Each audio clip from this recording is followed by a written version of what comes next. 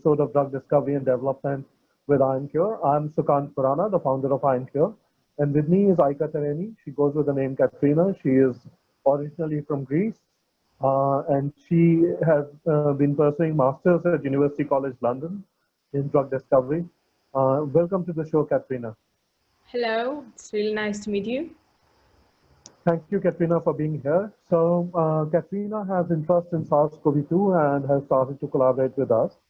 I wanted to ask Katerina, what does she think of the common drugs which are being used?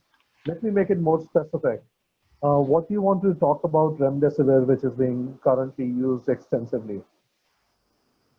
Well, as most people know, COVID-19, it's a disease that it's caused from the SARS-CoV-2, or known as the novel coronavirus, and caused the global pandemic. So many companies were trying to develop drug candidates in order to treat this disease and improve the ongoing condition with the lockdowns and so on. So the most effective one, by the time speaking, is the remdesivir, which is produced by Gilead Pharmaceuticals, and it has received an authorization, for emergency use by the FDA. Basically, it is a viral RNA polymerase inhibitor, which has the ability to interfere with the genetic material and prevent the virus from its multiplication.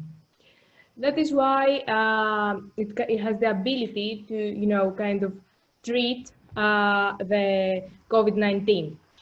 There are many ongoing clinical trials with regards to this specific drug, with some of them being the clinical trial simple and and another clinical trial with the code name E22, which is the adhesive COVID drug candidate name.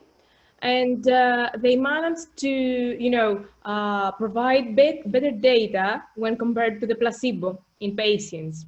It is basically used in patients with severe symptoms. Most of them are already hospitalized. So basically, it reduces the mortality rate.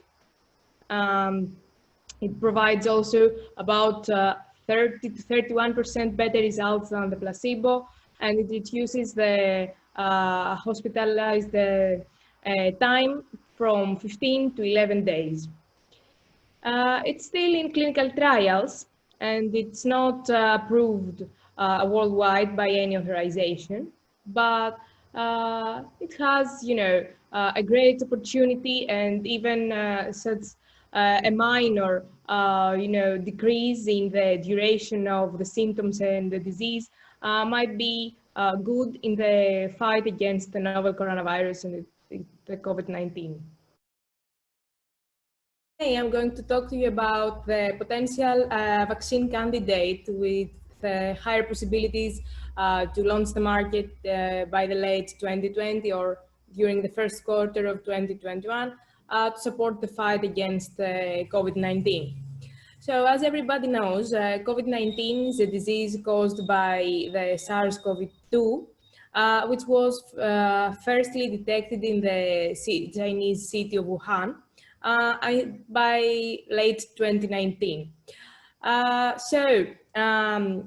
After this outspread, and especially by the end of the first quarter of 2020, when the World Health Organization announced that COVID-19 turned into a global pandemic, most of the pharmaceutical companies began to compete one another in the race to find a successful vaccine candidate to protect people's lives against the novel coronavirus.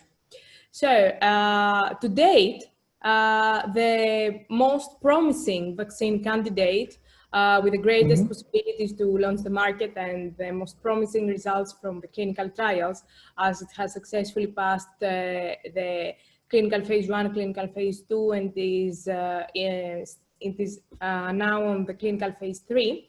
It's a vaccine candidate produced from the University of Oxford and then in the United Kingdom.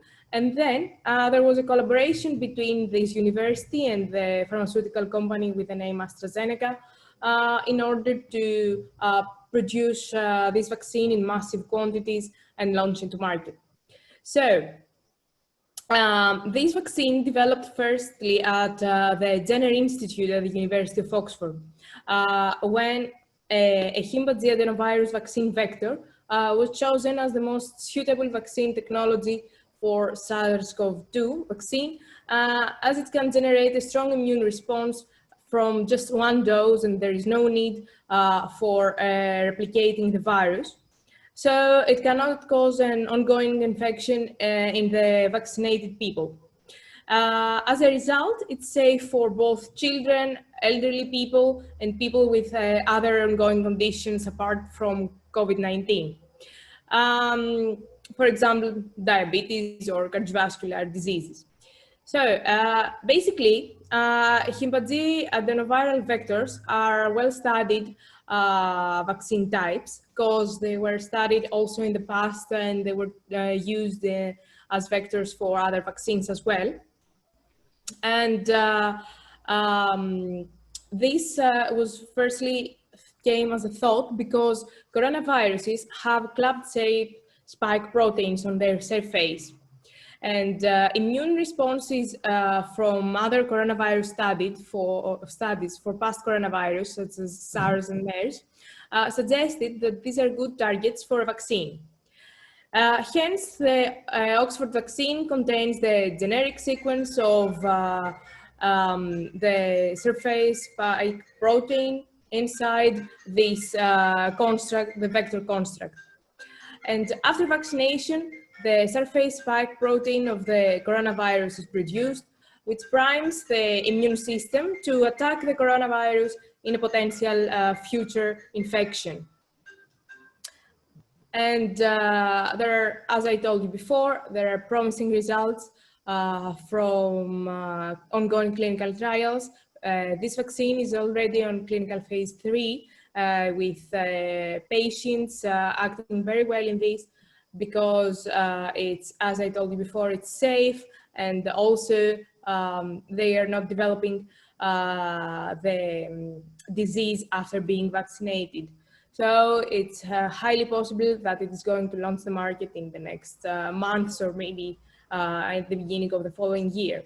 Let's all hope that it's going to be successful during the regulatory approval process and that we will manage to win the fight against the COVID-19.